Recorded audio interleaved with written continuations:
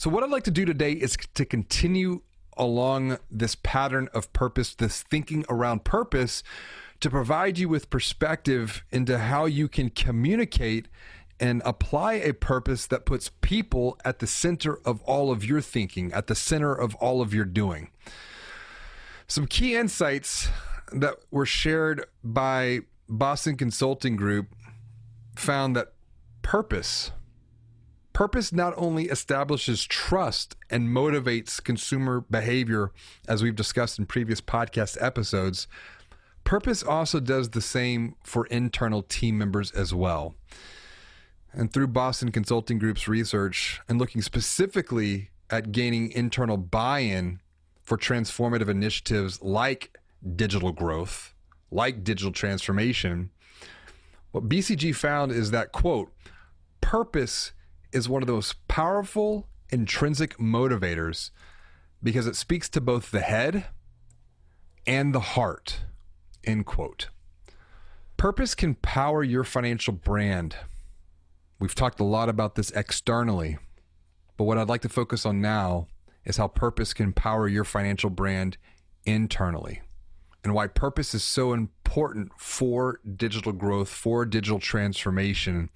Coming back to the Boston Consulting Group's research, they once again shared that, quote, the shift in employee expectation, together with the demands of an always-on transformation, has further exposed the shortcomings of attempting to influence people through carrot and sticks. In far too many transformation programs, people are treated as a means to an end, or worse, as collateral damage, end quote. You know, when we look at digital transformation, we know that around 80% of digital transformation projects are failing right now.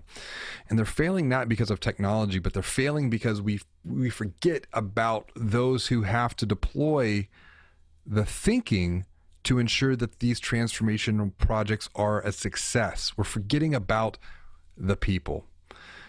And that's why this purpose-driven thinking can also be applied not just to internal key stakeholders, not just to external key stakeholders, but it's an inside-outside perspective for team members, for consumers, for the communities that your financial brand serves. After all, when we think about anxiety of all of these changes that we've experienced post-COVID, people internally, externally, we're all feeling pretty overwhelmed and frustrated across the board.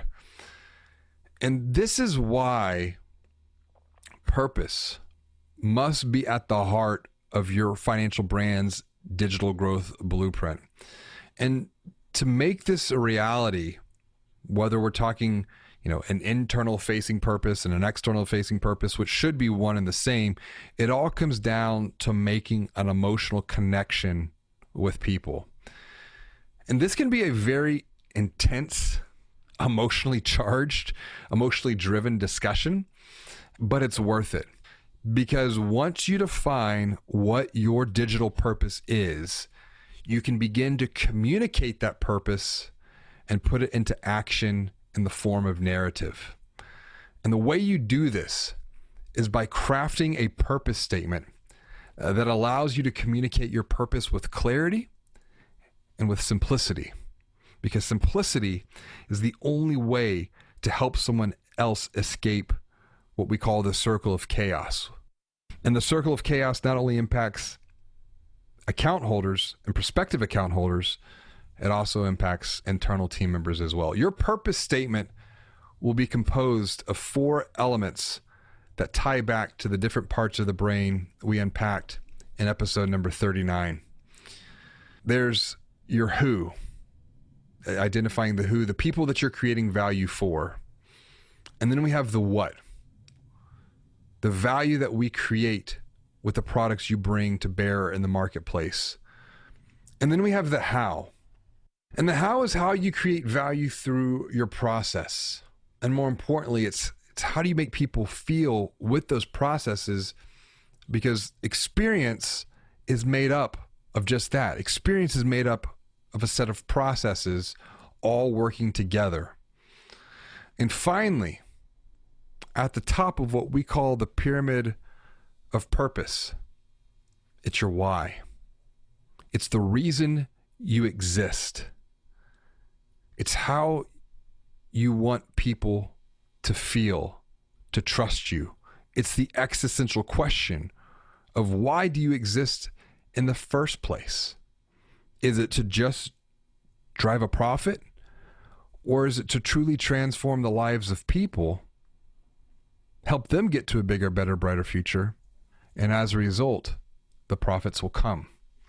Because once you've defined your purpose statement, which does take time, it's time to apply your purpose. And this starts with your whole organization, your culture, living it and communicating it first and foremost internally. And then you apply your purpose externally in the communities you serve. And you do this through your communication, through your actions of both marketing and sales teams. This is what you say. It's what you do. This is how you build trust with people in a digital world. Your purpose statement also has the potential to become what we call a digital positioning statement.